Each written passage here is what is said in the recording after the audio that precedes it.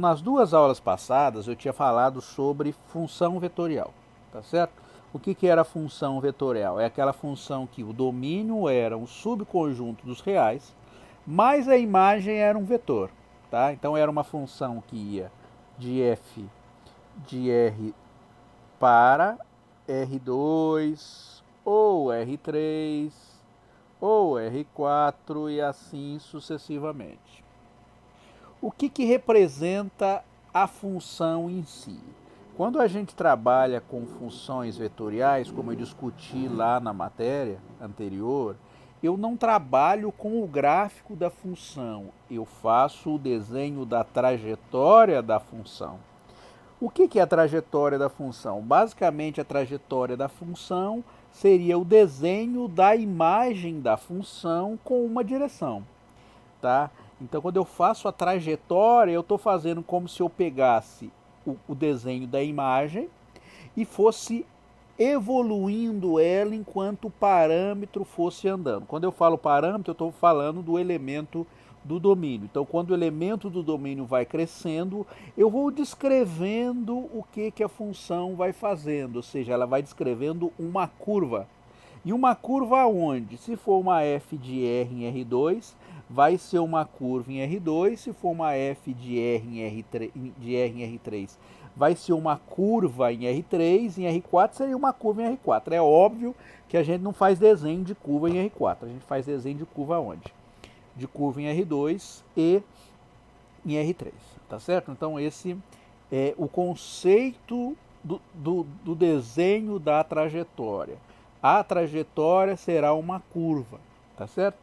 Bom, se a trajetória vai ser uma curva, uma coisa que a gente precisa muitas vezes saber é o tamanho da curva. Por exemplo, se você tem uma curva aqui, eu vou fazer uma curva em R2, olha, uma reta saindo de um ponto aqui, né, de coordenadas x0, y0, até um outro ponto de coordenadas x1, y1.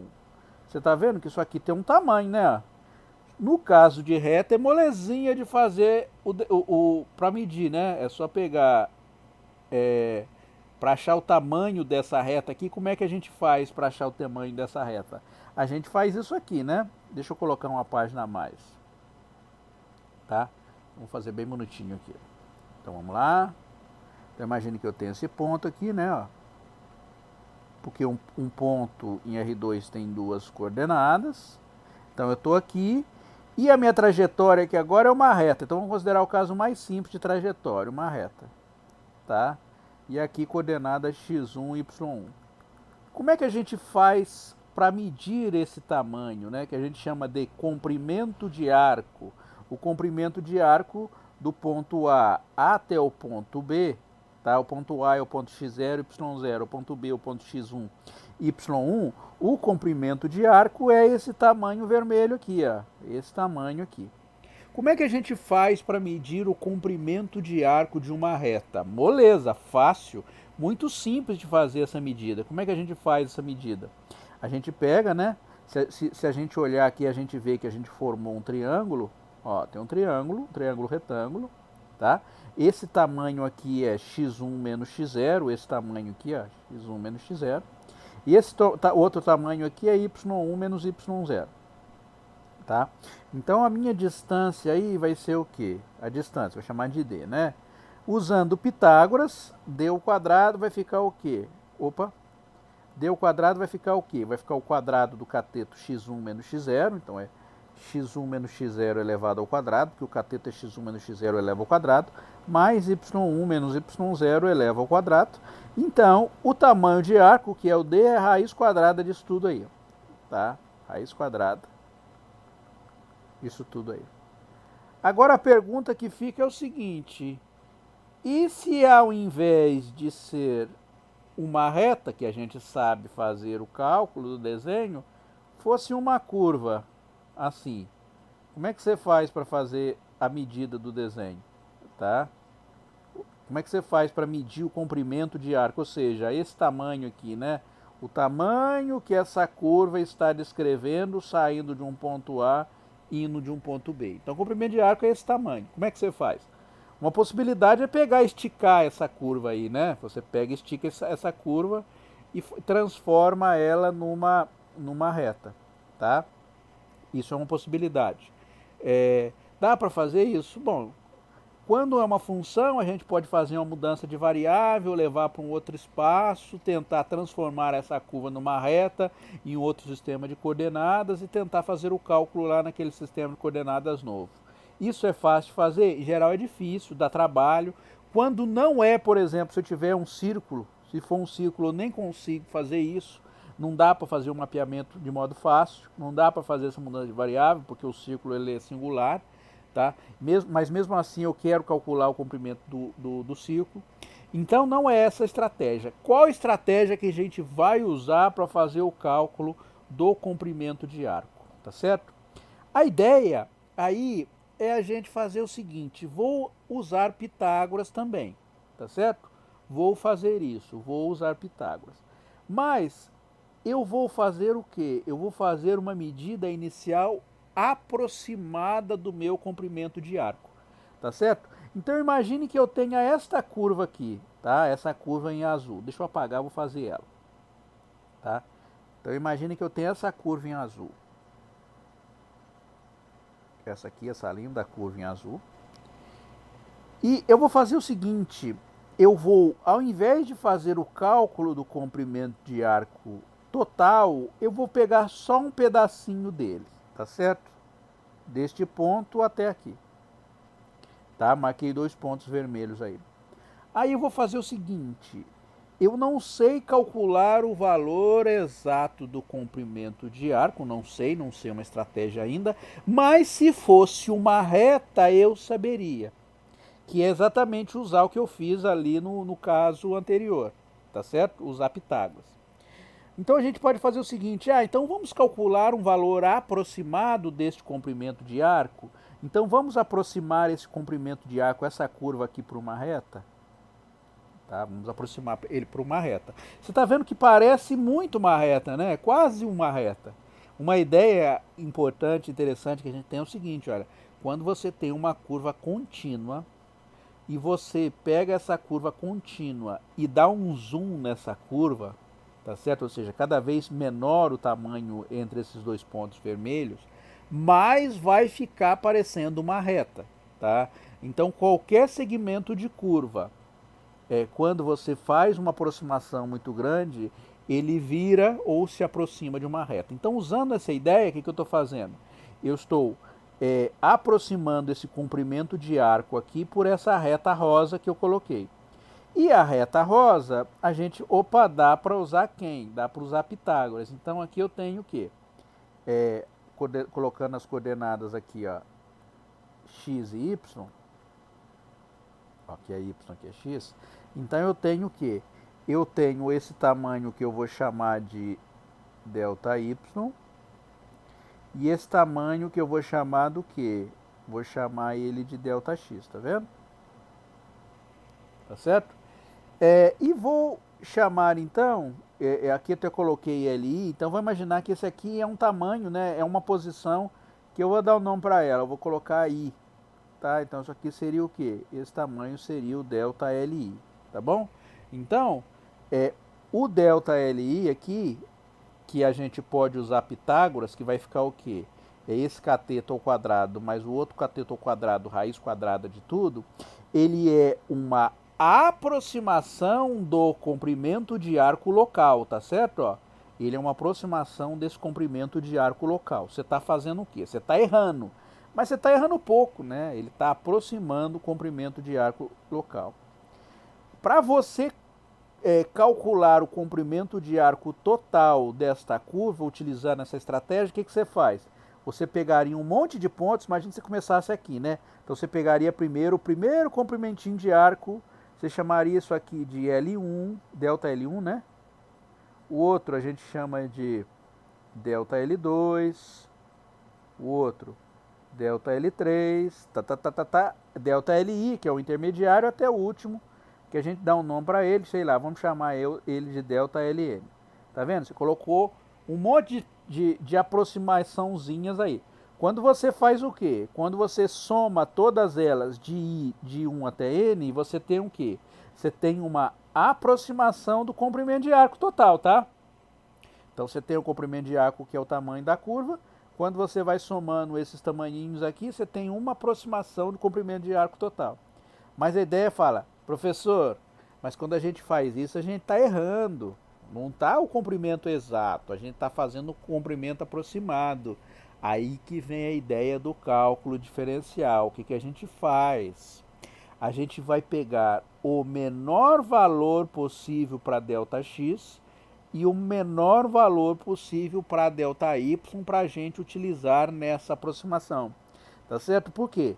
Porque se você tiver, por exemplo, olha, este comprimento de arco aqui, e você for fazer a aproximação utilizando esse tamanhão aqui, você está errando bastante.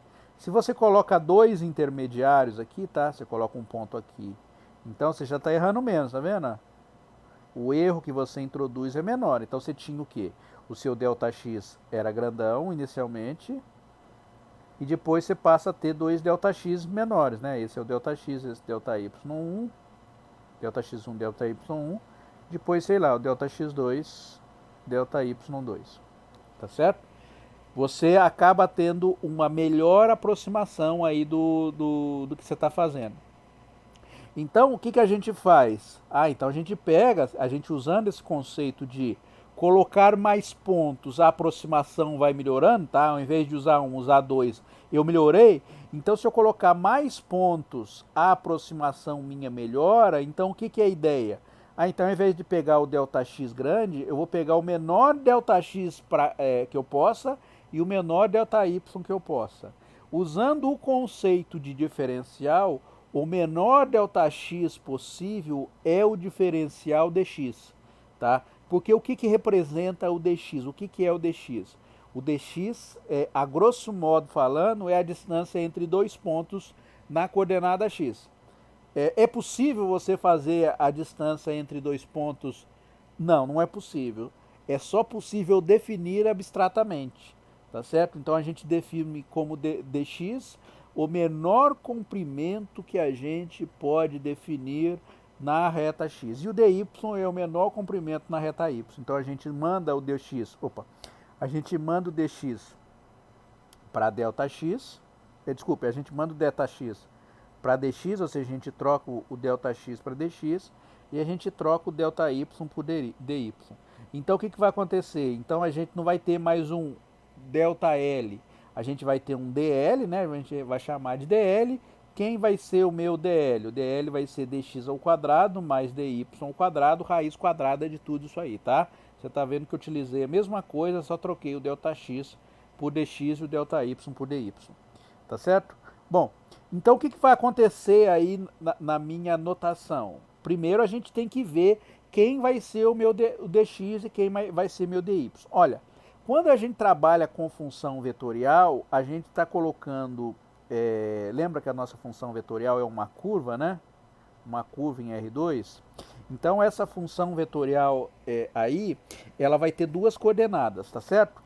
Então a gente em geral coloca ela assim, né? Como uma f de t e uma g de t, porque ela representa uma trajetória descrevendo sobre o plano x, y, indexada pelo parâmetro t. Não é o gráfico, tá? É a trajetória. Então a gente varia o parâmetro t e quando a gente varia o parâmetro t, a gente anda, né? Sai desse ponto e vai caminhando ao longo da curva, tá certo? Bom, se fazer essa identificação com a minha curva, ou seja, identificar isso como a minha trajetória, então o x é o f de t e o y é o g de t, correto? É isso que a gente tem. Então, quando a gente, porque o x representa a primeira coordenada e o y representa a segunda coordenada, então, quando a gente calcula o dx, usando a variável f, o que, que a gente faz? Olha, então o dx vai ser o diferencial da f de t, tá certo? Como é que a gente calcula o diferencial da f de t? Basicamente, o que a gente vai fazer vai ser aplicar a regra da cadeia. O que, que seria isso aqui? Como essa aqui é uma função de t, então isso aqui a gente escreve assim, ó, como um df dt. Então, basicamente, é como se eu estivesse fazendo isso aqui, ó. Você divide por dt, multiplica por dt. É claro que você não está fazendo isso, né? Porque df dt não é df dividido por dt. Isso aqui é d dt aplicado em f. Tá certo? Mas, quando a gente aplica a regra da cadeia, a gente descobre, né, exatamente isso que está aqui, né? Então, o dx vai virar, aplicando a regra da cadeia, né? Vai ficar o d dt aplicado a f vezes dt. Tá certo? Quem é o df dt? A gente coloca como f' de t dt. E para o y a mesma coisa, né? O y é uma função g de t, então quem seria o dy? O dy seria o d dt, porque o g de t é uma função de t, então eu estou aplicando a regra da cadeia, então fica o d dt de g de t dt. Tá? O que é o d dt de g de t? É o g' de t. Bom, jogando aí na minha definição do dl, lembrando que o dl é dx quadrado, né? Só colocar aqui, né? O dl raiz quadrada de dx quadrado mais dy ao quadrado. Então, quando a gente coloca no lugar do dx ao quadrado, a gente coloca isso aqui, e a gente coloca no lugar do dy ao quadrado isso aqui, vai ficar o quê? Vai ficar f' de t ao quadrado dt ao quadrado mais g' de t dt ao quadrado. Tem dt ao quadrado no primeiro, dt ao quadrado no segundo, a gente tira em evidência. Quando dt ao quadrado sai fora da raiz, ele sai como dt, tá? Então não é errado, não é erro tipográfico não. Não tem quadrado, porque quando ele sai fora da raiz, ele fica sem a potência quadrada, tá? Bom, e agora você fala, professor, a gente utilizou para calcular o comprimento de arco total, então a gente aproximava o comprimento de arco total usando a somatória. Eu peguei aqui, né? Eu fiz esse monte de desenhinho, então calculava a soma disso, mais isso, até a última, para eu encontrar o comprimento de arco. O que a gente vai fazer para encontrar o comprimento de arco agora, se agora a gente não dá para fazer a soma, porque agora a gente está num tamanho infinitesimal ou diferencial. O que a gente faz? A gente troca. O que é a soma finita quando a gente leva essa soma para o tamanho diferencial? Ele vira integral, tá certo? Então, o comprimento de arco meu de um ponto A até um ponto B, tá certo? Ou seja, de coordenadas f de t, f de ta, g de ta, tá certo? Então isso aqui seria o ponto A, que tem coordenadas f de ta, g de ta, até um ponto B, f de tb, g de tb, vai ficar o quê? Vai ficar a integral de dl. dl é aquele diferencial lá. Só que se você notar e lembrar, o meu dl, quando a gente escreveu aqui, ele é uma função de qual variável especificamente? Ele depende de t, tá certo? Por quê? Porque a primeira coordenada depende de t, a segunda coordenada também depende de t. Na verdade, a função vetorial depende do parâmetro, tá certo? Então aqui a gente está colocando o parâmetro como sendo o parâmetro t. Então, o que eu faço? Então, para encontrar o comprimento de arco, eu faço a integral do ponto A até o ponto B dl, mas quando eu utilizo a variável t, essa integral aqui vai ficar em relação ao parâmetro, indexando que em relação ao ponto. Então, o ponto A está indexada ao parâmetro t de A aqui, né? Então, o A vai ficar f de ta, g de ta. E o parâmetro B é um f de tb, g de tb, tá certo? E o parâmetro B, ele depende, desculpe, o ponto B depende do parâmetro tb. Então, essa integral aqui, quando a gente passa para o parâmetro dt, vai ficar a integral de ta até tb, de quem? Da raiz quadrada do f' de t ao quadrado mais g' de t ao quadrado dt, tá? Então, isso aqui é o comprimento de arco para a gente encontrar aí de uma curva qualquer. E em 3 dimensões, como é que fica? Obviamente eu não vou deduzir tudo de novo, mas a ideia é muito parecida. O que vai acontecer em 3 dimensões? Em 3 dimensões, aplicando o mesmo conceito, utilizando Pitágoras também. Você fala, professor, dá para a gente aplicar Pitágoras em 3 dimensões? Claro que dá. Quer ver? Ó, vou aplicar Pitágoras em 3 dimensões aí para você ver. Deixa eu colocar aqui. Como é que é Pitágoras em 3 dimensões? Então a gente faria assim, imagina que você tem um ponto aqui, né? Você está aqui em 3 dimensões. Imagina que você tem este ponto aqui até esse ponto aqui. Como é que a gente encontra esse tamanho aqui, que é essa distância, para a gente fazer o nosso desenho? Bom, a ideia é fazer o seguinte, né? Se você olhar, a gente pode fazer exatamente isso aqui, ó. Eu posso pegar, desenhar um triângulo aqui também, tá certo? Ó, esse triângulozinho aqui, tá? E posso fazer então, tá vendo que eu tenho um triângulo aqui? E eu posso então aplicar Pitágoras nesse triângulo, tá? É exatamente a mesma ideia, tá? Só que aqui, ao invés da gente usar 2 coordenadas, quantas coordenadas a gente tem? A gente tem 3 coordenadas. Então, por exemplo, esse ponto aqui, ele vai ter coordenadas x0, y0, z0. Esse ponto vai ter coordenadas x1, y1, z1, tá certo? E aí como é que a gente pega e faz o cálculo de cada uma das coordenadas separadamente, tá? Porque o conceito aí, se você quiser usar Pitágoras para poder usar o conceito, então essa distância aqui, ela vai ficar assim, né? A distância ao quadrado vai ficar x0 menos y0 ao quadrado, desculpe, x0 menos x1 ao quadrado, menos x1 ao quadrado, mais y0 menos y1 ao quadrado, mais z0 menos z1 ao quadrado, certo? Então ficaria assim a nossa regra de Pitágoras em dimensão 3. Em dimensão 4, você adicionaria mais um termo, né? Então, independente da quantidade de termos que você tem, você vai adicionando até você ficar com a quantidade para descrever o espaço todo aí, tá certo? É simples da gente fazer a construção, não tem dificuldade nenhuma.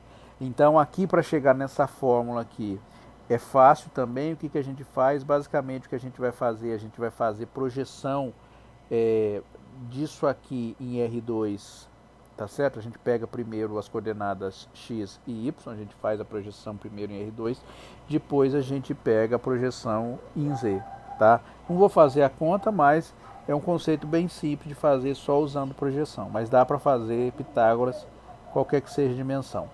Bom, em dimensão 3, como é que a gente denota uma curva, né? Uma curva agora vai ter coordenadas x, y e z. Então eu chamei a coordenada x de f de t, a coordenada y de g de t, a coordenada g, z de h de t, tá certo? Então se eu estou de um ponto A de coordenadas f de ta, g de ta, h de ta até um ponto B, f de tb, g de tb, h de tb, deixa eu apagar isso aqui. Vai ficar o que então? Então a nossa integral aí, né? Vai ficar a integral do comprimento de arco, né? Do ponto A até o ponto B para dar o comprimento de arco total. Deixa eu colocar aqui, né? O L vai ser o comprimento de arco. Vai ficar o que? Vai ficar a integral de TA até TB da raiz quadrada de f' de t ao quadrado mais g' de t ao quadrado mais h' de t ao quadrado dt. Tá certo? Bom, para a função vetorial, essa aqui, né? Então, vamos imaginar que eu tenho a função vetorial r de t de coordenadas f de t, g de t, h de t. Tá certo? Então, essa é uma forma de denotar a função vetorial. Como é que fica a derivada da função vetorial? Como a gente já aprendeu, né? Então, se a gente representar a função vetorial assim, que é a forma que a gente representa a função vetorial, como é que é a derivada dela? A derivada dela vai ser feita coordenada a coordenada. Então, quando a gente calcula o R linha de t, vai ficar o f' de t, g' de t e h' de t. Ou seja, é a derivada em cada uma das coordenadas. Tá certo? Aí você fala, professor, e se eu quiser calcular a norma desse desse R' de t, eu consigo? Como é que é a norma do R' de t? Como é que a gente calcula a norma desta quantidade aqui? O que é a norma? A norma é o tamanho, tá certo? É o tamanho do vetor, tá certo? Porque o vetor ele tem direção, sentido e tamanho. A norma é o tamanho. Como é que a gente calcula a norma de um vetor? Tá? Só para lembrar de álgebra linear. Vou colocar aqui uma página a mais. Tá? Então, por exemplo, se você tiver um vetor, que é um vetor, eu vou colocar aqui, né? Vetor V, V1, V2, V3, sei lá, V4. Vamos pôr uma dimensão mais aqui. Como é que é a norma desse vetor aqui? Quando a gente vai usar a norma euclidiana, que é a norma basicamente que a gente usa, para a gente calcular a norma, ela vai ser o quê? Vai ser a raiz quadrada de quem? Da primeira coordenada ao quadrado, mais segunda coordenada ao quadrado, mais terceira coordenada ao quadrado, mais quarta coordenada ao quadrado. Tá certo? Basicamente, para a gente chegar desse vetor, para calcular a norma desse vetor aqui, a gente está usando Pitágoras, tá? Quando o professor vai fazer o ensino da norma, ele usa Pitágoras, faz as projeções bonitinhas lá para encontrar o tamanho do vetor. Uma outra forma de fazer o cálculo da norma é usando o que a gente chama de produto interno. Não sei se você lembra produto interno. Produto interno entre dois vetores é assim, né? A gente denota como uma bolinha. Então, por exemplo, eu pego o vetor V1, V2, V3, V4, produto interno com vetor V1, V2, V3, V4. Isso aqui vale para a dimensão 2, 3 e assim sucessivamente. Ó, a gente faz coordenada a coordenada. Então, isso aqui vai dar o quê? Vai dar V1 com V1, vai dar V1 ao quadrado, mais V2 com V2, vai dar V2 ao quadrado, mais V3 com V3, vai dar V3 ao quadrado, mais V4 com V4, que vai dar V4 ao quadrado. Então, se você comparar isso aqui com isso aqui, a gente vai descobrir que a norma do vetor V vai ficar o quê? A raiz quadrada de quem? V1 ao quadrado, mais V2 ao quadrado, mais V3 ao quadrado, mais V4 ao quadrado, que nada mais é do que V produto interno com V. Então, uma forma de calcular a norma é usando o produto interno, tá certo? Olhando aqui de novo agora para a minha coordenada, se eu quero calcular a norma do vetor R', então a norma do vetor R' é a raiz quadrada do produto interno de R por R, R' por R', tá? Aqui eu coloquei quem era o R', F', G', galinha, produto interno F', G', galinha. Então, F' com F' vai dar F' ao quadrado, G' com G' dá G' ao quadrado, a galinha com a galinha dá galinha ao quadrado. Então, o que a gente percebe? Que a norma de R' de T nada mais é do que esta quantidade aqui. Por que eu fiz isso? Porque se a gente olhar aqui para o comprimento de arco, você percebe que o argumento que está aqui dentro é exatamente esta coisa aqui. Então, uma forma mais enxuta de representar o comprimento de arco, quando a gente tem que esse comprimento de arco é representado do tamanho da curva dada pela função vetorial, tá certo? O que a gente faz? A gente pode utilizar a norma da função vetorial, a derivada da função vetorial, tá certo? Então, uma forma de calcular o comprimento de arco, na verdade, é a mesma forma, tá? Eu só estou reescrevendo a mesma forma. É utilizar a norma da derivada da função vetorial. Então, vai ficar a norma do R' de T dt. Então, o comprimento de arco continuará sendo a mesma coisa, né? Integral de TA até TB. Então, aqui ficou a forma mais enxuta, né? Mais condensada da norma do R' de T dt, tá certo? Bom, vamos aplicar então aí para a gente poder fazer o cálculo desta comprimento de arco desta curva aqui. Olha, esta curva aqui é a hélice. Se a gente quiser fazer o desenho da hélice, é muito fácil fazer o desenho da hélice, tá? Essa hélice é molezinha de fazer. Por quê? Porque aqui, né, no plano XY, como a gente já viu em outros desenhos que eu tinha feito, né? Então, o plano XY, isso aqui, cosseno T, seno T, isso aqui representa um círculo no plano XY. Quando eu coloco uma coordenada a mais, então isso aqui seria o círculo, só que a coordenada é a coordenada T. Então, o que está acontecendo com o Z? O Z está crescendo quando o t varia, tá? Então, para t igual a 0, a gente está aqui embaixo, para t igual a 1, a gente vai estar em cima. Então, o que está acontecendo? Ó? Ela vai rodando no plano XY, mas vai subindo ao longo da coordenada Z. Então, isso que representa o desenho dessa curva aqui. Que quiser desenhar, jogar lá no GeoGebra, daqui a pouco eu vou no GeoGebra, a gente pode fazer o desenho dessa curva. Mas ela é muito simples de ser feita. Bom, eu quero encontrar o quê? Eu quero encontrar o comprimento de arco do ponto 100 até o ponto 102π. Então seria isso aqui, né? Então seria o ponto 100, ele está onde?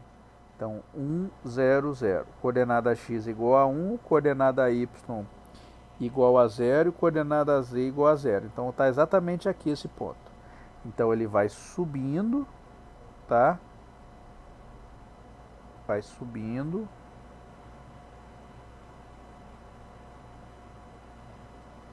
Chegou aqui. Esse aqui é o outro ponto que eu quero, que é 1, ó, a coordenada x é a mesma, a coordenada y, a z é 2π, aqui é 1, e a coordenada y, ela está exatamente no plano xz, tá certo? Então eu quero esse tamanho aqui, tá? É esse comprimento que eu quero encontrar agora, nesse momento. Qual o valor desse tamanho? Para a gente jogar na fórmula, a gente precisa do quê?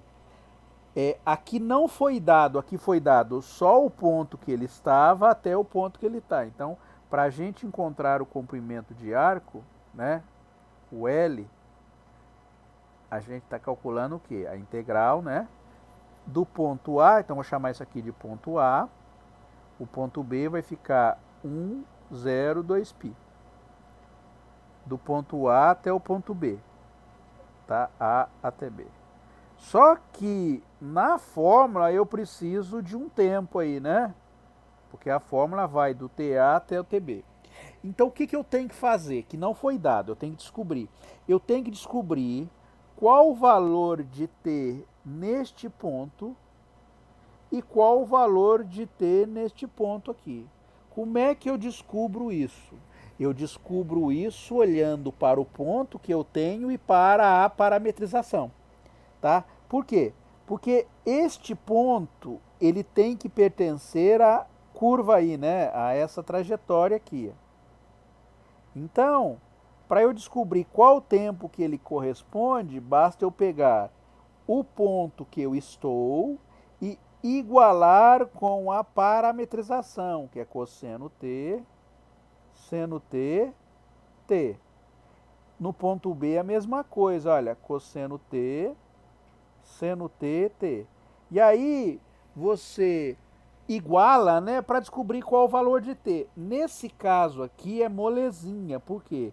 Porque o T já é a terceira coordenada. Então, comparando este vetor com este vetor, lembra que dois vetores só são iguais quando eles são elemento a elemento iguais?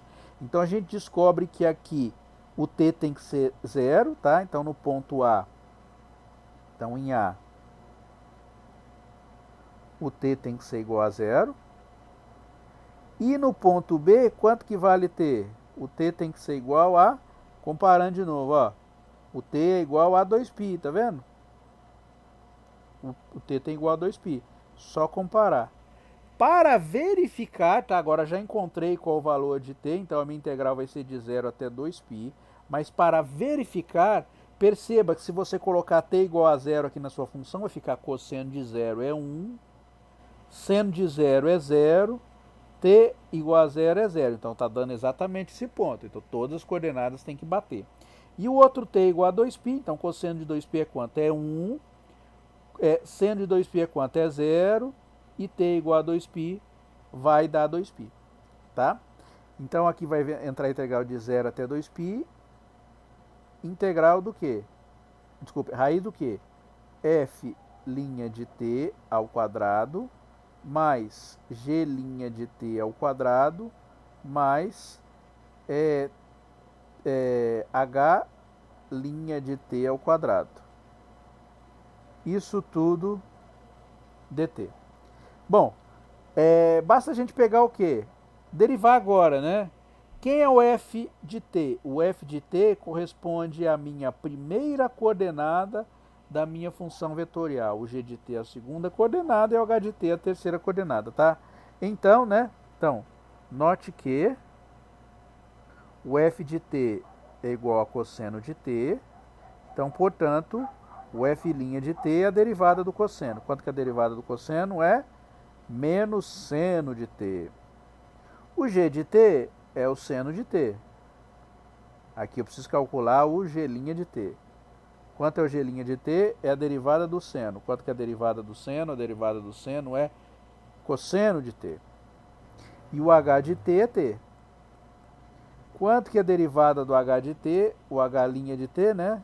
Vai ficar igual a 1. Então, o que vai dar aí para a gente poder fazer o cálculo? Então, o meu L, né? Vai ficar a integral de A até B, de dl, que é a integral de 0 até 2π de quem? Da raiz quadrada de... aqui tem um quadrado, esqueci. No lugar do f' de t, a gente coloca menos seno de t ao quadrado. No lugar do g' de t, a gente coloca cosseno de t ao quadrado. E no lugar do h' de t, a gente coloca o 1, né? Que ele é exatamente 1, então vai dar 1 ao quadrado. Mais 1 ao quadrado dt. Você fala, professor, olha que cabulosa essa integral, tem cosseno ao quadrado, seno ao quadrado, vai dar um trabalho grande da gente fazer a integral. Olha, antes da gente fazer a integral, vamos tentar ver se não dá para fazer uma simplificaçãozinha aí. Eu acredito que vai dar para fazer uma simplificaçãozinha. Por quê? Porque quando você olha para dentro da sua integral, você vai ter o quê? Ó? Menos seno de t elevado ao quadrado é a mesma coisa que seno ao quadrado de t. Então, você tem seno ao quadrado de t. Aqui você tem cosseno ao quadrado de t mais 1. Seno ao quadrado de t mais cosseno ao quadrado de t, isso aqui vale 1. Tá certo? Então, isso aqui vai ficar integral de 0 até 2π da raiz quadrada do quê? 1, seno ao quadrado mais cosseno ao quadrado dá 1 mais 1, então vai dar 2 dt. Olha que molezinha que ficou.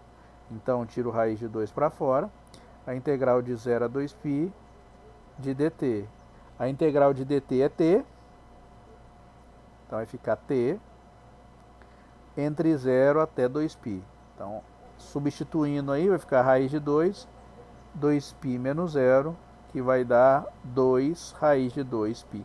Então, o comprimento de arco, ou seja, este tamanho aqui, vai ser exatamente igual àquela quantidade que a gente calculou, 2 raiz de 2 vezes π.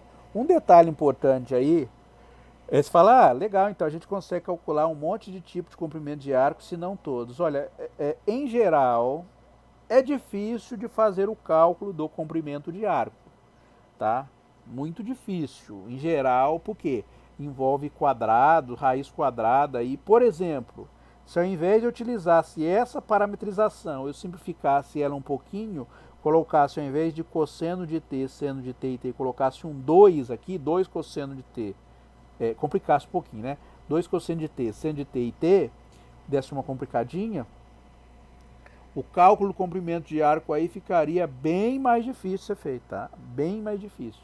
Então, é apenas em algumas situações especiais que fica fácil desse jeito aqui para poder fazer o cálculo do comprimento de arco, tá? Em geral, é bem trabalhoso e bem difícil, tá? Bom, continuando aí na parte da matéria, agora é a extensão do conceito de função vetorial, tá?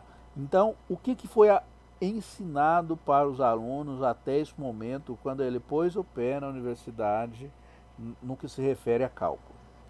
O primeiro tipo de função que foi trabalhada em função de uma variável era aquela função assim, né? A gente tinha uma função f de um domínio contido no conjunto dos reais e a imagem morando nos reais. Isso aqui era uma função real a uma variável real. Aprendia-se em função de uma variável. Posteriormente, considerou-se domínios em R2, ou domínios em R3, ou domínios em Rn qualquer, mas o que tinha em comum cada um deles? Todos eles tinham imagem nos reais, tá? Então, essa é uma função real, mas com o domínio vetorial. Domínio é um conjunto vetorial, é um vetor, tá? Então, isso aqui foi aprendido em função de várias variáveis. Nesse curso, eu falei de função vetorial. O que era função vetorial? Era um domínio D contido no R e tendo a imagem em R1, em R2, ou em R3, ou em Rn qualquer, tá? Ou seja, a imagem era um vetor. Então, até agora foi essa a sequência de conhecimento que foi introduzido ao aluno até chegar nesse momento. Bom, se a pessoa parar para pensar, ela vai perceber. A função de uma variável era de R em R, de várias variáveis era de Rn em R, função vetorial ia de R até Rn. O que está faltando? Está faltando uma função que vai de Rn para Rm, tá certo? Então, aí vem o conceito de campo vetorial, tá? O que é um campo vetorial agora? Um campo vetorial, ela estende o conceito de função real, função vetorial, função de domínio vetorial com real. Então, ela estende todos esses conceitos anteriores aqui. É o campo vetorial, é um conceito que estende a função para quê? O que é o campo vetorial? Então, o campo vetorial é uma função que vai de Rn para Rm. Então, a dimensão de saída é diferente de 1 e a dimensão de chegada também é diferente de 1, tá? O correto seria colocar um domínio aqui, né? Então, Rn, tá? Então, a gente tem um domínio contido em Rn. A gente tem um domínio contido em Rn, tá? Um domínio. Seria a forma mais correta de fazer, né? Com a imagem morando em Rm, tá certo? Imagem não precisa ser o Rm todo, né? Pode ser muito menor, como acontecia na função vetorial. Você pegava uma função vetorial de R para R3, ele não dava R3 todo, ele dava uma curva em R3, tá certo? Em geral, tá? A dimensão da estrutura de chegada, ela reflete a dimensão de saída. Então, por exemplo, se você vai de R2 para R, o que seria, de R2 para R5, o que seria o desenho dessa trajetória, vamos dizer assim? Ele daria uma superfície em R5, tá? Porque a dimensão do espaço de chegada, né, na imagem, ela não pode ser maior que a dimensão do espaço de saída. Então, por exemplo, em dimensão, você consegue mapear o real numa curva ou o real num ponto. Mas você não consegue mapear o real num plano todo, não. Você não preenche um plano saindo do conjunto dos reais. Para você conseguir preencher um plano, você teria que sair de R2, tá? Bom, então o conceito de campo vetorial aqui, ele é uma função, né, uma aplicação que sai de Rn e vai para Rm, tá certo? Com n e m quaisquer números reais. Desculpe, qualquer número inteiro positivo. Então o n pode ser 2, o m pode ser 4. Então seria uma função de R2 para R4, de R5 para R1, de R7 para R3 e assim sucessivamente, tá? E tem alguns exemplos, tá, de uma função vetorial aí, ó, de um campo vetorial, desculpe, de um campo vetorial. Esse aqui é um exemplo de um campo vetorial. Aqui eu deixei um espacinho para quê? Para comentar de onde que ele sai, né? Então isso aqui é uma função, ou um campo, né? Um campo vetorial, que vai do quê? Ele vai de... Qual é o domínio dele? Está vendo que ele depende de duas variáveis. Ele depende da variável x e a variável y. Então, na verdade, ele é uma função f de x, y, que vai da onde? Sai de R2, né? Um domínio contido em R2, vamos dizer assim. Não vou pedir para calcular o domínio aqui, mas batendo o olho eu já sei que o domínio seria o R2 todo. tá? Porque cada uma das coordenadas não exibe nenhum dos problemas, daqueles problemas que eu disse quando a gente tem que identificar o domínio de uma função, que é divisão por zero, logaritmo menor ou igual a zero ou raiz de número negativo, tá certo? Não tem nenhuma dessas situações aqui. Então, quando nenhuma das coordenadas exibe essas situações, o domínio é o espaço todo, né? Então, no caso, se ele está em R2, o domínio seria o R2 todo. Então, é uma função que vai de R2 e a imagem vai aonde? Ela mora em R2 também, tá certo? Por que eu sei que ela mora em R2? Porque tem duas coordenadas. Um outro exemplo aí é de um outro campo. Esse campo vai da onde a onde? Ó, esse campo F, ele vai de R3, tá certo? E vai até onde? Vai de um domínio contido em R3, de novo, a mesma situação, né? A gente não tem nenhum ponto que tem divisão por zero aí, nem raiz de número menor ou igual, de número menor ou igual a zero, nem logaritmo de número menor ou igual a zero, tá? Então o domínio seria o R3 todo, tá? Mas essa função aqui, ela vai de um domínio contínuo em R3 até onde? Qual o domínio de chegada? Só contar quantas coordenadas tem um vetor seu. Então ela vai de R3 para R2, tá certo? Então são esses dois campos que a gente tem aí. Neste curso aqui a gente vai abordar basicamente campos que são o n é igual a m, ou seja, seria aqueles campos vetoriais que vai de Rn para Rn. Então se você vê aqui, né, a definição do campo vetorial, ele geral, o espaço de saída não precisa ser igual ao espaço de chegada para a gente definir o campo vetorial, tá? Nesse caso né, o espaço de saída tem dimensão 2 e o espaço de chegada tem dimensão 2. Mas aqui não, ó, o espaço de saída tem dimensão 3 e o espaço de chegada tem dimensão 2.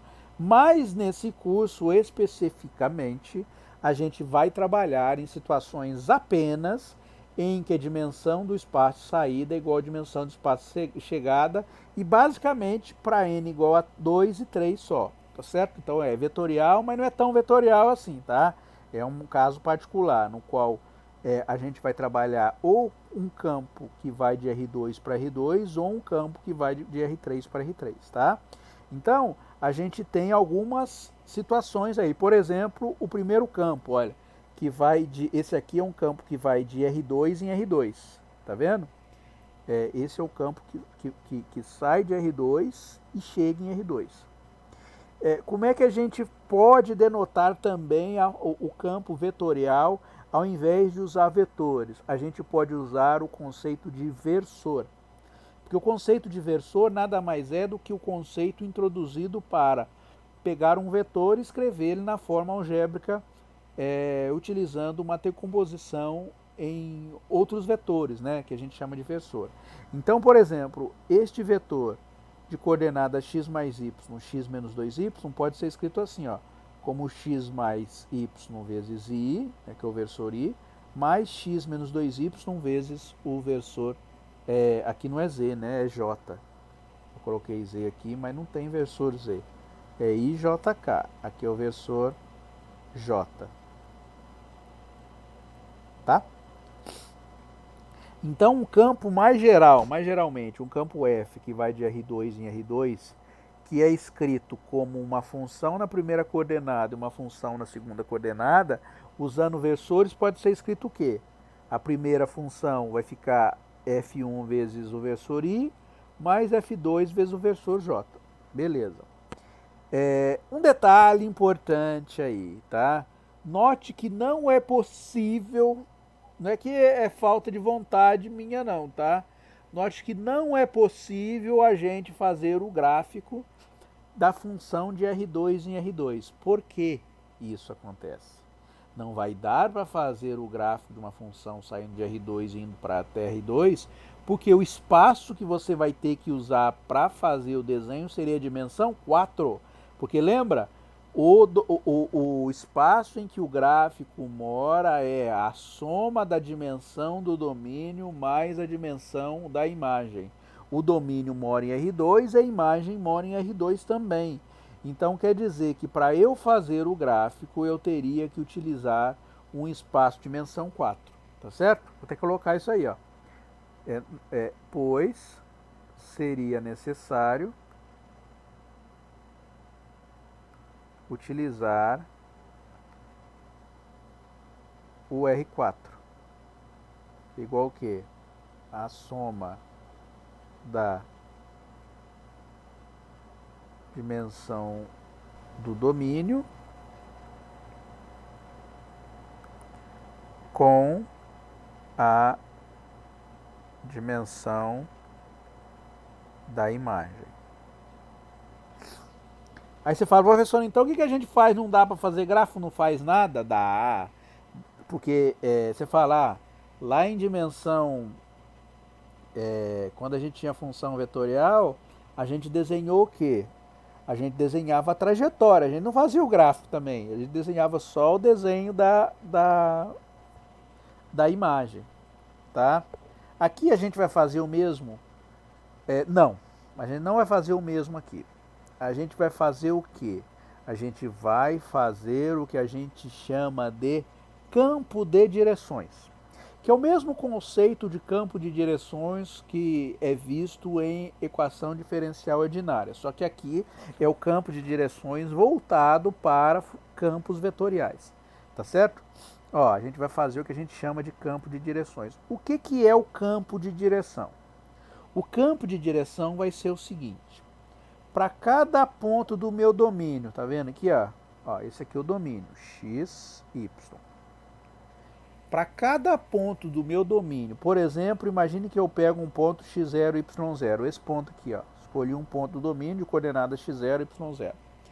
Eu vou desenhar o vetor correspondente à função vetorial, ao campo vetorial, ou seja, eu vou desenhar em cada ponto do domínio, no ponto, por exemplo, ponto x0, y0, eu vou fazer o desenho de f1 avaliado em x0, y0, vírgula, f2 avaliado em x0, y0. Então isso aqui vai dar o que para mim? Ele vai dar um vetor para mim, morando no plano x2 e apontando na direção de f1, f2, avaliado no ponto x0, y0. Tá? Tanto na coordenada x quanto na coordenada y. Isso vai dar uma seta para mim, tá certo? Então vai dar essa seta. E eu faço isso para cada ponto do meu domínio, tá? Eu tenho que fazer para todos os pontos do domínio. É óbvio que quando a gente for fazer a exibição disso, a gente não vai pegar todos os pontos do domínio, senão a gente não vê nada. A gente vai escolher alguns pontos do domínio, mas o campo vetorial, ele é feito no domínio todo, tá? Por exemplo, a gente tem algumas aplicações do campo de direção ou desse campo vetorial aí que a gente está desenhando. Ó. Então a gente tem a aplicação desse campo de direções aí, ó, desse negocinho aí, desse campinho de direções. Uma aplicação, por exemplo, eu coloquei só a palavra rio. O que eu quis dizer com isso aqui? Imagina que você tem um rio, vou fazer o desenho de um rio aqui. Ó. Tem um rio, lindo rio. Vou fazer em azul, né? Vou fazer um rio em azul. Um rio.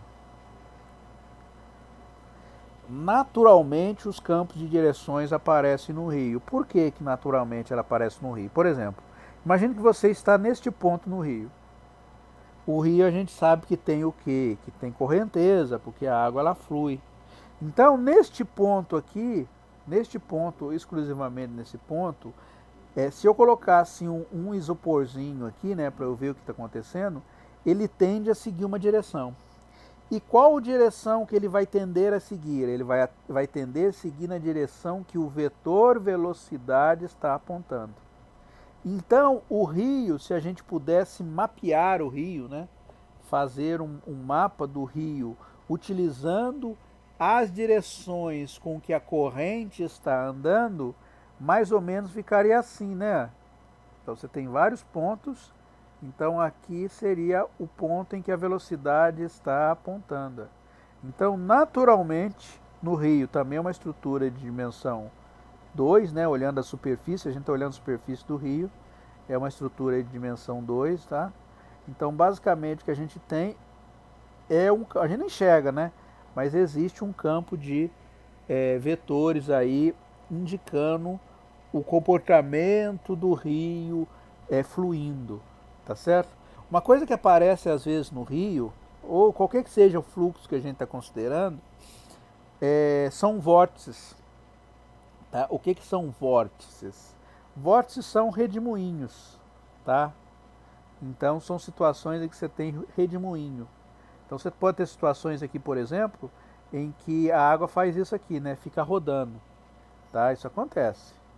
Pessoa que já viu a água sabe que isso acontece muito, principalmente quando você tem um fluxo que a gente chama de fluxo turbulento, ou seja, quando ele bate num obstáculo, quando tem alguma sujeira que ele está batendo, então ele faz esse redemoinho aí. No redemoinho, o que acontece com o campo de vetores? Se você colocar um isopor aqui, o que vai acontecer com o isopor? Ele vai rodar aqui, né? Então se ele roda aqui no redemoinho, o campo de vetores ele faz assim, ó, que legal, ó.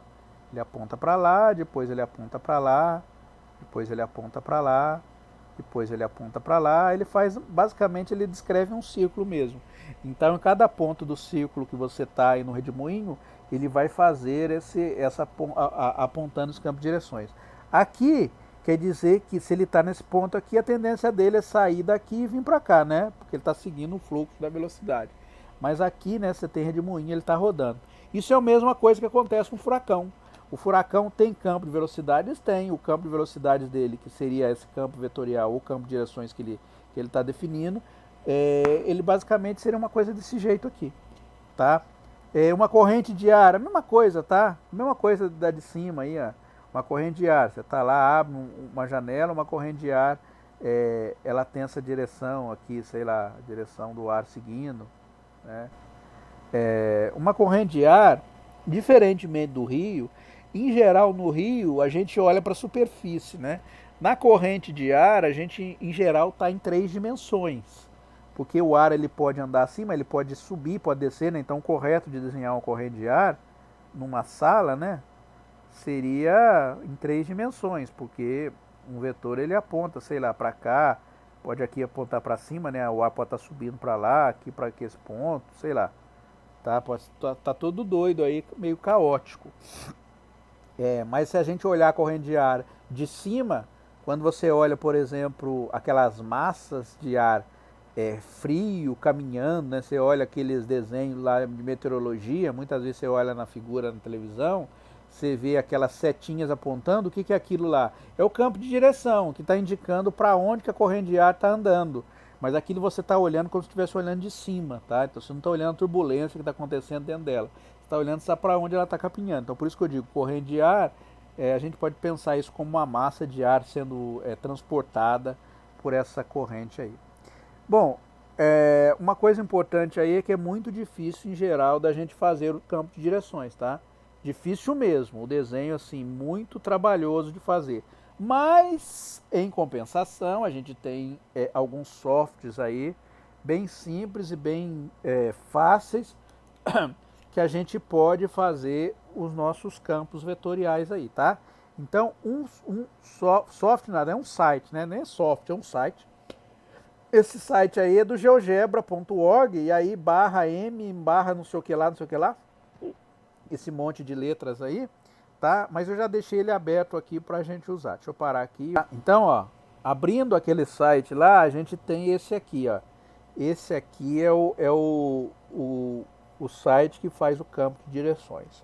Como é que a gente faz? Isso aqui em dimensão 2 e aí tem um que faz em dimensão 3. Como é que a gente faz o campo de direções? Bom, aqui já está mais ou menos acertada os parâmetros, mas eu vou explicar mais ou menos o que é cada um dos parâmetros, e aí a pessoa pode usar à vontade aí para poder fazer o campo de direções que ele tiver interessado em fazer. Bom, aqui vai entrar a coordenada x, né, nessa mãozinha que eu estou balançando aí, a coordenada x do vetor, do campo vetorial, e aqui vai entrar a coordenada y do campo vetorial, tá? Você fala, professor, aqui está x e y. Ah, porque aqui já é o primeiro exemplo no qual eu peço para fazer, eu esqueci de pôr o sinal de menos, no qual eu peço para fazer o campo vetorial de menos y mais xj, tá? Eu peço para fazer esse campo vetorial aqui, ó, menos y mais xj. Então, jogando lá na forma, o primeiro vai ser menos y, né, que está multiplicando o x, e o segundo vai ser x, tá certo? Então, voltando aqui, né? Então, aqui seria menos y, tá? A gente coloca aqui, ó, ele já atualiza. E aqui x. O que corresponde isso aqui? Isso aqui corresponde o tamanho em x, tá? Então tem um x mínimo que vai até menos 5. Tá? Então você só aumentando lá, ó, aqui vai até menos 5. Se eu fizer com y, vai a mesma coisa, ele vai pegar até menos 5 também. E aqui o valor à esquerda e aqui o valor para cima. Tá certo? Então aí se você quiser, por exemplo, colocar ele mais perto da origem, é só diminuir, mas ele tem uma limitação, ele vai até menos 5 e 5 só, não vai até mais. Essa é a limitação aí desse software. Tem softwares que colocam mais aí pontos. Aqui corresponde ao número de setinhas que a gente está usando. Ó. Se você aumenta, coloca bastante setinha na direção X, vou pôr 8, deixar 8 mesmo. E aqui coloca bastante na direção Y lá, tá vendo? Preenchendo na direção Y. Vou deixar 8 também. Aqui é o tamanho da seta. E aqui é o tamanho... aqui é o tamanho do... porque a seta ela tem a pontinha da seta e o corpinho da seta. Aqui corresponde o corpinho da seta e aqui corresponde ao tamanho da ponta da seta lá, tá vendo? Olha que bonito que ficou esse aqui, ó. Então, você vai mexendo nos parâmetros, aí você gera uma figura, vai ficando mais bonita aí, né? Então, ó, não quer dizer que o parâmetro que está aí é o melhor possível. Às vezes você pode mexer e achar uma coisa mais bonita. Olha que bonito que é esse aqui. Então esse aqui corresponde àquele campo vetorial menos y vezes o versor i mais x vezes o versor j. Olha que bonito ele é. Ó. Ele é olha, ele é circular, né? Que é exatamente aquele que eu desenhei. Então, por exemplo, se tivesse colocasse um corpo aqui, ele ia ficar rodando, né? Vai ficar rodando aí, ó. Tá vendo? Ele é circular, legal, né? Então esse é o campo de direções para esse campo. Você pode brincar à vontade aí, ó. Você pode põe lá cosseno y, sei lá, coloca. Olha lá que legal, ó. Ficou bom também, ó. Cosseno y. Olha que desenho legal que ficou. Tá? Então tem um círculo, aí tem um campo rodando. Aqui imaginando se fosse no rio, né? Se tivesse aqui no rio duas... aqui uma vai, outra vem, né? Que legal, ó. Você tem esse campo aqui, né? O fluxo indo e aquele voltando. Então, sei lá, você tem e aí forma dois vórtices aí, né? Ó, dois pontos de rotação aí. Então você pode brincar à vontade. Imagina se fazer isso na mão, é muito difícil, tá? Muito trabalhoso. Mas aqui dá para brincar à vontade, dá para fazer desenhos bem legais dos campos de direção aí, tá? Bom, voltando aqui, né?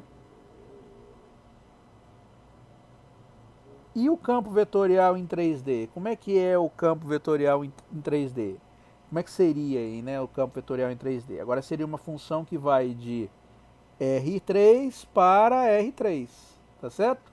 Então aqui seria uma F, né, que vai de R3 até R3. Tá? No caso de R3 para R3, a gente também não vai fazer o gráfico. Por que a gente não vai fazer o gráfico? Porque se eu fosse tentar fazer o gráfico dessa função, eu teria que fazer ela em dimensão 6. Faz sentido a gente fazer em dimensão 6? De jeito nenhum. O que a gente faz então? A gente usa o mesmo conceito que foi usado anteriormente. A gente faz o desenho do que? Do campo de direções, tá certo? Então eu pego o campo de direções e desenho o campo de direções do meu campo vetorial, tá certo? E como é que é feito o desenho do campo de direções do meu campo vetorial? Usando o mesmo conceito que a gente tinha pensado anteriormente, tá? Então eu pego cada ponto do meu domínio, por exemplo, um ponto de coordenada x0, y0, z0. Como é que a gente localiza um ponto de coordenada x0, y0, z0? A gente localiza assim, né? A coordenada x0 a gente marca no eixo x, aqui é x. A coordenada y0 a gente marca no eixo y, aqui é y0. A coordenada Z a gente marca no eixo Z, né? Que é esse aqui, o Z0. Então a gente localiza o ponto. Ó. Como é que a gente localiza um ponto em R3? A gente localiza primeiro a projeção dele no plano XY. Então eu traço uma paralela em relação a Y, depois traço uma paralela em relação a X, encontrou. Essa é a projeção no plano XY. E levanto ela até chegar na posição em Z. De Z eu traço uma paralela em relação ao plano XY, onde eles se tocam, é o ponto x0, y0, z0. E no ponto x0, y0, z0 eu desenho o vetor. Qual o vetor?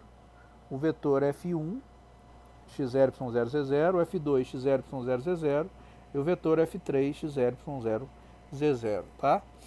E você vai dar um vetor em R3. Quais são as aplicações aí em R3? Em R3, em R2 você já viu que tem um monte de aplicação, em R3 tem mais aplicações ainda, né? Porque a gente vive em R3, a gente não vive em R2. Mesmo um rio, ele não é em R2 que a gente deveria colocar o campo de direções. Por que a gente coloca em R2? Porque, em geral, no rio não tem muitos movimentos. Se olhar um rio, por exemplo, né? Esses movimentos nessas direções, em geral, não tem. Os movimentos principais no rio, eles se dão aqui na superfície, tá? Esses movimentos mais embaixo, eles não têm, tá? Mas como é que é o campo gravitacional aí agora, né? O campo de gravidade, como é que ele é? O campo gravitacional, como é que ele aparece, né? Como é que ele apareceria aí, né? Depois eu vou colocar lá a expressão, a função para a gente fazer.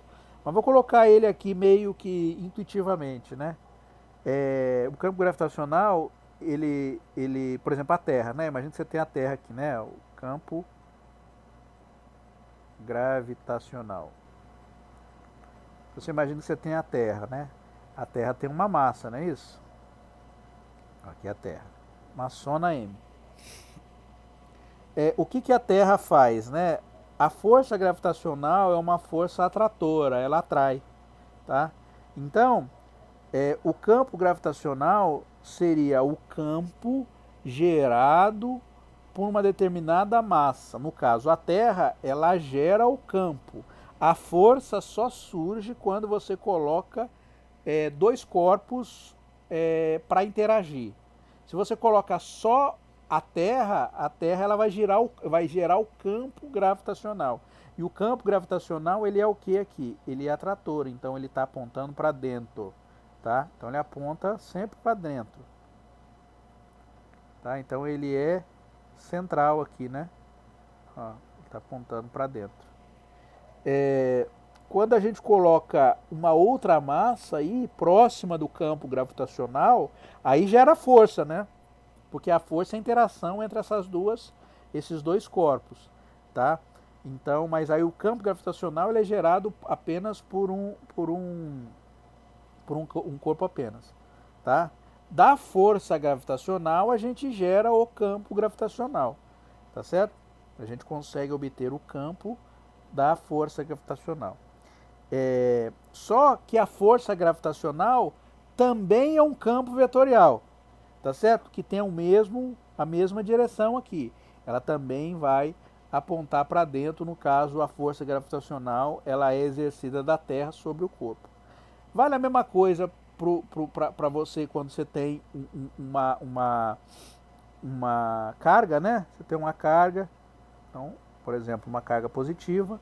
Eu não me lembro exatamente a carga positiva, uma é apontando para fora, eu acho que a positiva aponta para fora e a negativa para dentro, mas isso é convenção, tá? Diferentemente do caso do campo gravitacional, que não é convenção aí já é bem estabelecido, porque a força gravitacional é sempre atratora.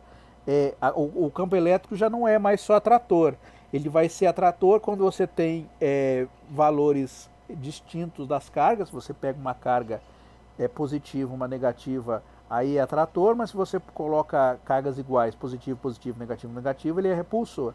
Então ele vai ter uma convenção de direção. Eu não me lembro mais se o positivo que a gente coloca para dentro ou o negativo, eu não me lembro exatamente. Mas o campo, quando você tem uma carga, você gera um campo também, então tem uma aplicação também. No campo magnético é a mesma coisa, né? Você coloca um corpo que é magnetizado, ele gera também um campo magnético. O campo magnético é legal porque o campo magnético ele não é central igual a carga aí, né? Porque o campo magnético ele não tem polo, ele é um dipolo, então ele tem um mais e menos sempre, né? Ele sai de um e entra no outro. Eu não sei direito se ele sai do positivo e entra no negativo, mas ele é uma coisa mais ou menos assim, né? Ó, esse aqui seria o magnético. Então, em cada ponto, vamos supor que ele sai do positivo e vá para o negativo. Eu não lembro exatamente, posso estar errando, mas não me incomoda também, tá? Se tiver errado aí é só trocar o mais e fazer virar menos, ó. O mais virar menos é fácil, é só fazer assim, ó. Ó como mais vira menos, moleza. E um menos virar mais é mais fácil ainda, é só fazer isso aqui, tá? Então se você estiver errado é só trocar ali, só pintar, não precisa nem apagar. E aqui é assim, né? Opa. Então o campo são essas setinhas aí, ó. Legal, né?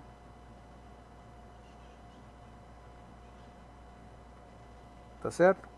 Bom, como no caso de duas dimensões, o desenho também para ser feito aí é cabuloso, tá? Difícil demais de ser feito. Então o que a gente vai fazer? A gente vai apelar para outro site aí, tá? Que também é do GeoGebra. Na verdade não é o GeoGebra que fez, né? Foi um professor lá, tem até o nome. Professor, não sei se é professor, foi alguém que fez. Tem até o nome desse alguém, tá? Juan Carlos Ponce Campuzano, tá? Que fez esse para a dimensão 2 e foi ele também que fez para a dimensão 3 aqui, ó.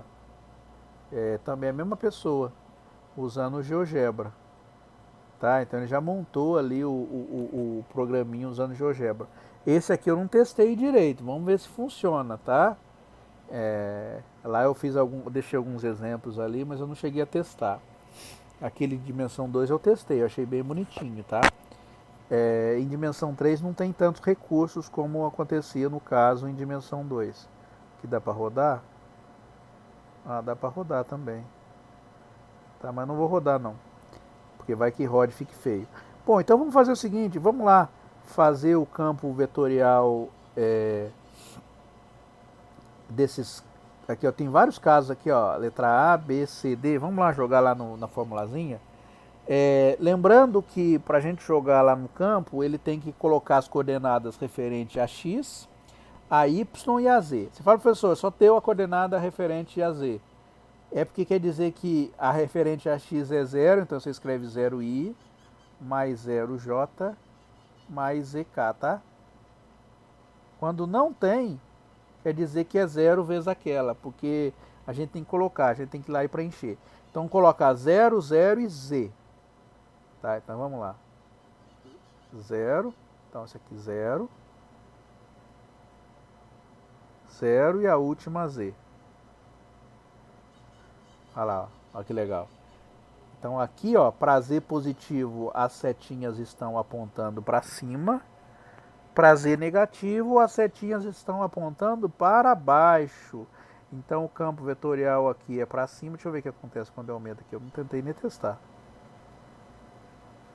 Ah, tá aumentando a escala, ele tá ficando maior.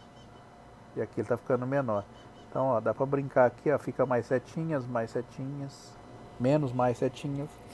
Mas aqui ele aponta para cima, está para cima, e aqui ele está apontando para baixo o campo de vetores, aquele primeiro campo de vetores lá, tá certo?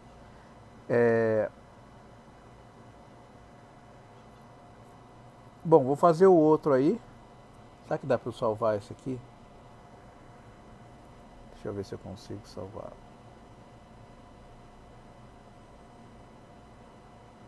Não, não dá.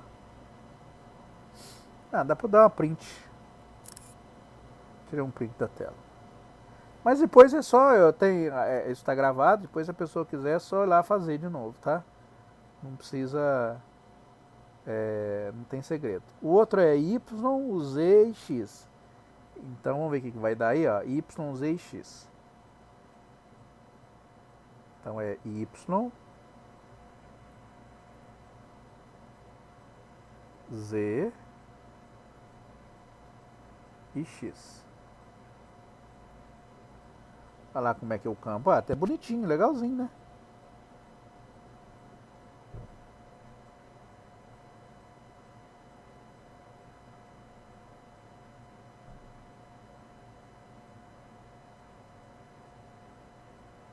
Ah, um campo bem doido aí, né? Um campo de direções bem esquisito, tá? É, então, por exemplo, o que acontece? Se você tiver aqui, né? Se você tivesse nesse ponto aqui, o que aconteceria? Você estaria sendo expelido, né? Imagine que o campo de direções é uma direção mesmo que você está seguindo, né?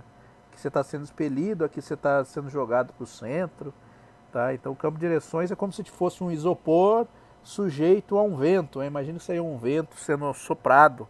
Então, aqui está indicando a direção que o vento está soprando, tá? Então, vou tirar um print aqui também.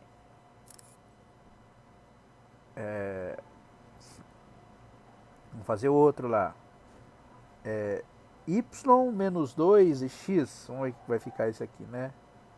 Y menos 2 e X. Não mudou muito não, tá parecido com o anterior. Tá?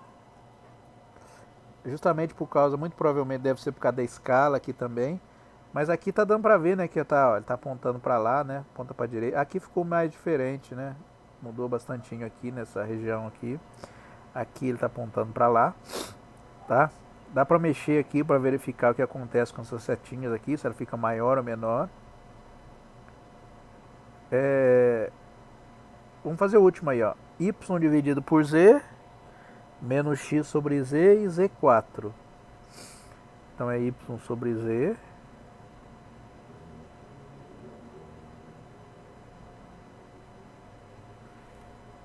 Z. X dividido por Z. E aqui Z dividido por 4. Tá, então o campo de direções ficou esse aí. Tá? Vamos ver se a gente chega melhor ele aqui.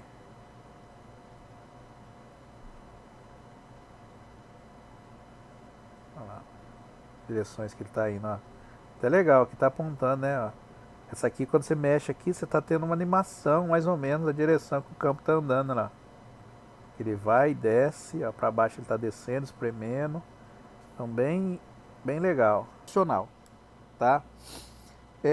Como é que a gente deduz, né? Pelo menos a fórmula do campo gravitacional, e depois a gente vai lá para a gente fazer o desenho dele, para a gente ver se é mais ou menos o que a gente espera que vai ser. Bom, a lei da gravidade, ela foi pensada inclusive antes de Newton, tá? Newton tornou ela em forma de fórmula, mas o conceito já era conhecido. Que ela diz o seguinte, né? Que a força entre dois corpos, ela é proporcional ao produto das massas e inversamente proporcional ao quadrado das distâncias entre os corpos, né? Então a força gravitacional, o módulo, né? Ela é proporcional ao produto das massas. Você tem um corpo de massa m grande, um corpo de massa m pequenininho, né? Você tem, por exemplo, aqui, ó, um corpo de massa m e um outro aqui de massa m menorzinho aqui. Então a força vai ser proporcional, o símbolo de proporcionalidade é esse aqui. Por que eu coloquei essa barrinha aqui? Na verdade tem que ser essa aqui, porque é norma, né? Por que eu coloquei essa barrinha aqui? Para dizer que isso aqui é a norma da força. Ou o físico pode falar módulo, né? Tá? Da força. Ela é proporcional ao produto das massas e inversamente proporcional ao quadrado das distâncias. Aqui é a distância. Tá? Aqui chamou de R, né? Então é inversamente proporcional a R ao quadrado aí. Tá certo? A gente não trabalha com a proporcional, né? O símbolo proporcional, a gente trabalha com um símbolo igual, mas em física ou na modelagem em si, a gente troca o símbolo de proporcional por um igual K. A gente introduz a proporcionalidade toda na constante K. Então, o que está escrito aqui é exatamente o que está escrito aqui, só que aqui de uma maneira matemática mais plausível para a gente poder trabalhar, tá? Então, a força é igual a uma constante vezes produto das massas dividido pela distância ao quadrado. Na forma vetorial, como é que fica essa força vetorial aí? A força gravitacional é uma força atratora, tá? É uma força que está atraindo, tá? Então, porque os corpos se atraem, né? É até assim, né? Os corpos se atraem no produto direto das massas e no inverso do quadrado da distância, tá? Então essa é a lei. Essa é a forma que não está na forma vetorial, né? Isso aqui é o módulo, é o tamanho, mas na forma vetorial ela fica escrita deste jeito aqui. O sinal de menos para indicar que ela é uma força que é de atração, né? Porque a força de atração a gente sempre coloca o sinal de menos para indicar que ela está atraindo, tá? Você fala, professor, o sinal de menos na força de atrito é uma força de atração? Não, a força de atrito ela é contrária ao movimento, né? Então a força contrária a movimento também mas isso aqui é uma força, a força de atração ela é estática, né? Se estiver parado, você tem a força gravitacional agindo. No caso da força de atrito, não, ela só existe quando você tem movimento ou tendência de movimento. Se estiver parado, não existe o atrito associado, né? Mas a força gravitacional ela é uma força atratora, e o sinal de menos é para indicar isso. Aí você fala, professor, apareceu um cubo aí, por quê? Ah, porque eu coloquei o x em cima. Esse x vetorzinho aqui tem coordenada x, y, z, tá? Coordenada x, y, z.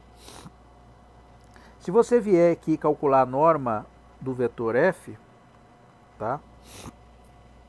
Esse vetor f aí que é dado por menos k, emão, eminho, vezes x, e x com vetor, né?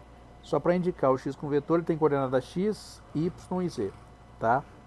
Esse x com vetor, ele tem coordenadas x, y e z.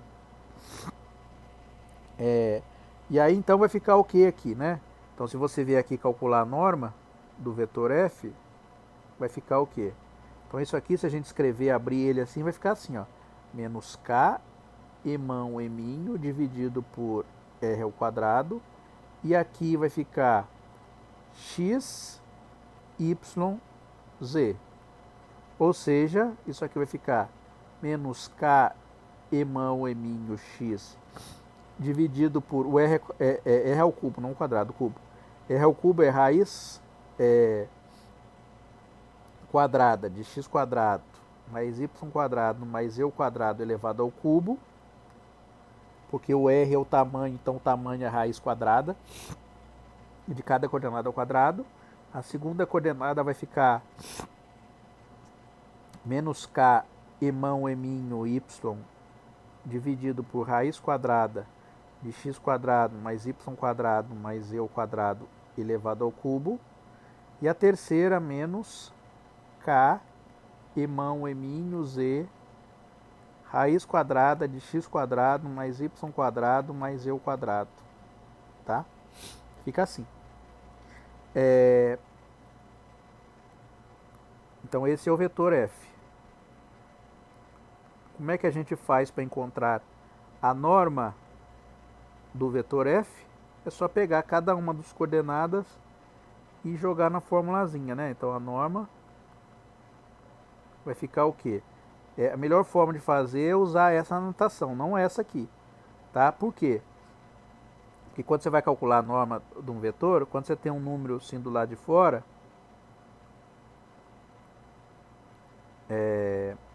a norma, né? Você tem um vetor vezes um número, esse número ele sai fora do vetor. A única coisa que ele faz, do vetor não, da norma, a única coisa que ele faz é que se o sinal é negativo, vai ficar positivo. Então aqui ficaria o quê? Vai ficar k, emão, eminho, r ao cubo, tá? E aqui a norma de x, y, z. A norma de x, y, z nada mais é do que raiz quadrada de x quadrado mais y quadrado mais e ao quadrado. Isso aqui é o r, né? Raiz quadrada de x quadrado mais y quadrado mais e ao quadrado é o r, que é a distância entre os pontos lá.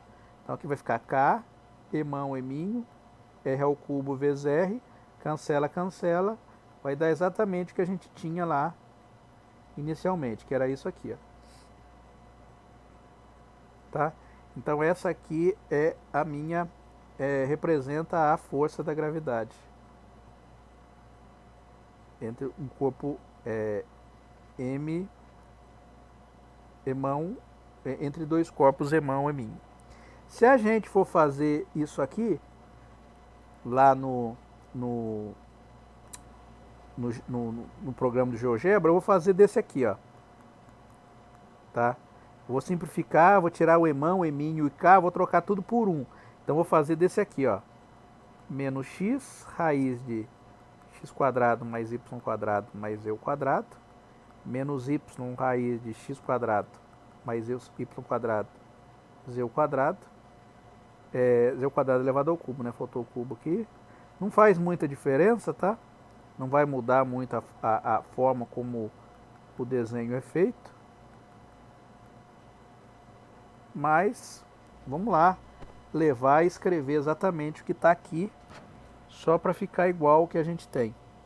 Então vai ficar o quê? Vamos ver se dá certo. Eu não sei, não tentei fazer. Não sei se tem alguma limitação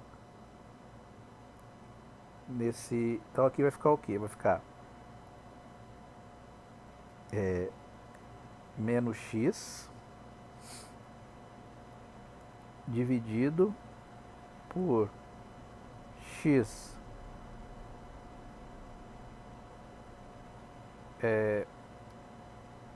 elevado ao quadrado mais y elevado elevado ao quadrado mais z elevado ao quadrado. Raiz quadrada é a mesma coisa. Raiz quadrada é 3. Raiz quadrada é esse número aqui, ó. R ao cubo é a mesma coisa que raiz quadrada elevado ao cubo. Ou seja, vai ficar o valor que está aqui elevado a 3 meios, né? Ou seja, aqui ficaria R elevado a 3 meios. Tá? É a melhor forma de escrever ali, para não ficar precisando colocar um monte de raiz. Então aqui vai ficar assim, né? Vamos ver se ele deixa isso aqui ser colocado. Então aqui vai ficar elevado a 3 dividido por 2, ou 1,5. Isso aqui deixou? Não sei.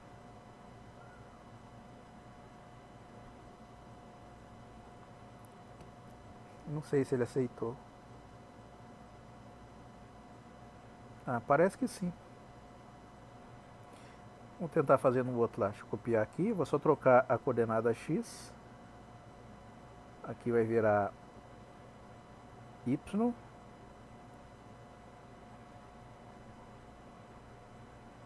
E aqui vai virar C.